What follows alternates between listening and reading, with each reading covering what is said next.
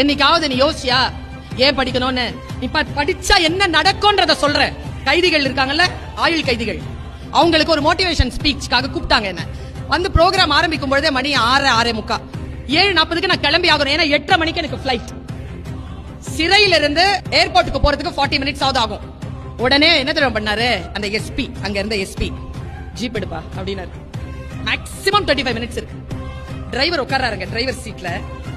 SP sir போய் முன்னால உட்கார்றாரு. SP sir முன்னால உட்கார்ந்து பின்னால யாரும் உட்கார முடியாதுங்க. ஆஸ் பர் புரோட்டோகால் ரொம்ப விஐபியா இருந்தா தான் உட்கார முடியும். உட்காருங்க மேடம் அப்படின்னாரு. நான் பின்னால உட்கார்றேன் சார்.